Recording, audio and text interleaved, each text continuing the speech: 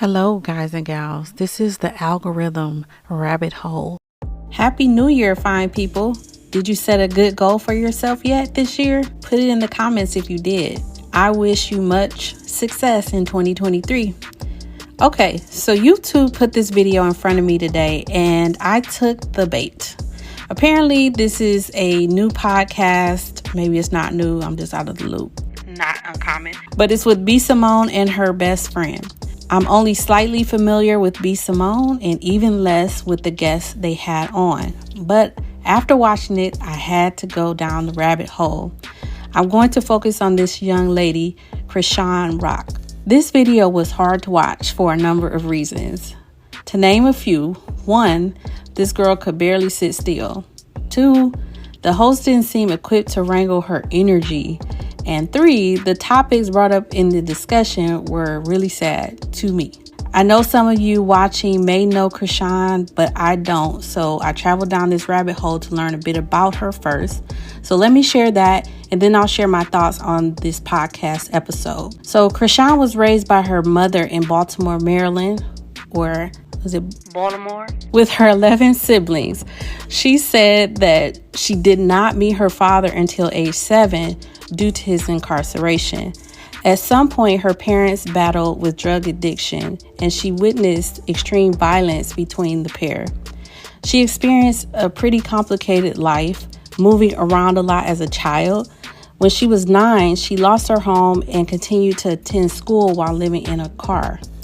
In high school, she found solace in running track and became very successful in her city. But after graduating high school, she set out to California on her own with dreams of starting a music and modeling career. During the height of the pandemic in 2021, rapper Blueface started a show called Blue Girls Club in which Chrisean was cast. I could only stomach a clip or two, so I don't really know the premise of the show, but it seems reminiscent of the old show Bad Girls Club. Through appearing on that show, apparently Blueface signed Chrisean to do music.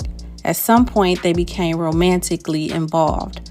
Now, I can't lie, the missing tooth caught my attention immediately on the podcast, but she did explain that happened because Blueface was in a relationship, air quotes, with his child or children's mother at the same time he was beginning a relationship, another pair of air quotes, with Chrisean, and she wanted to fight. Before the fight could begin, Chrisean ran into some type of figurine that broke her tooth out. I guess now it's like her signature look. Ever since then, Chrisean and Blueface have been in a violent, turmoil-filled situationship. Despite this, Chrisean is well known for her apparent loyalty to Blueface and sports several tattoos representing him all over her body.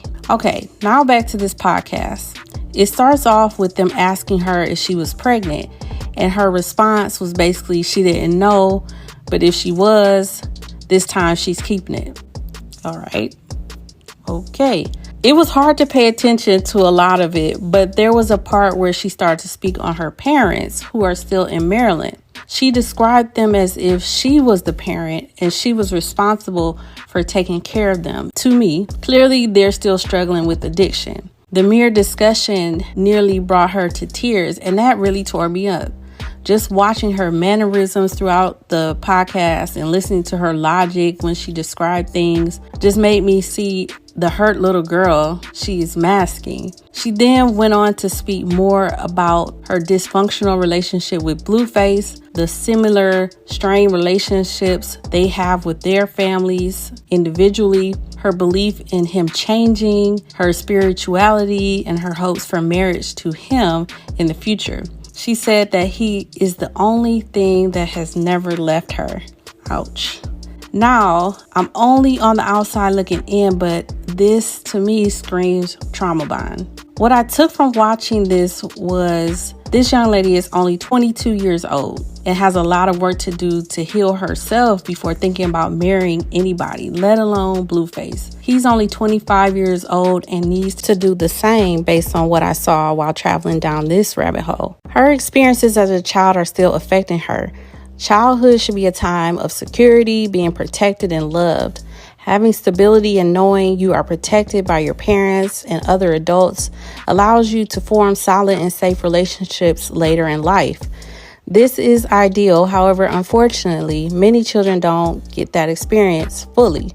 I'm sure those experiences she described in her childhood chipped away at her sense of self, undermining her self-worth, and seems to still be with her into adulthood. As adults, we are often unable to process traumatic experiences ourselves. So imagine the scale and scope through a child's eyes.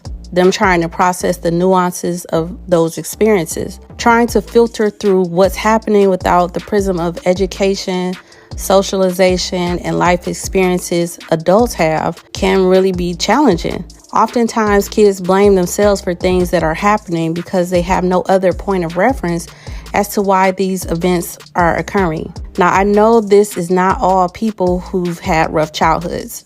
Some people heal and move forward into life to create healthy relationships, but not all do. I used to volunteer at a children's crisis center to support kids who have experienced unthinkable things. Unfortunately, some develop a deep mistrust for people, while others would be extremely clingy to anybody showing them an ounce of attention. I think the latter is what I pick up from Chrisean. The term is actually called anxious preoccupied attachment. Ultimately, how we are treated from birth onward by those closest to us is fundamental in shaping our sense of ourselves as valuable and worthy of love and care. And I hope that she can change her course sooner than later.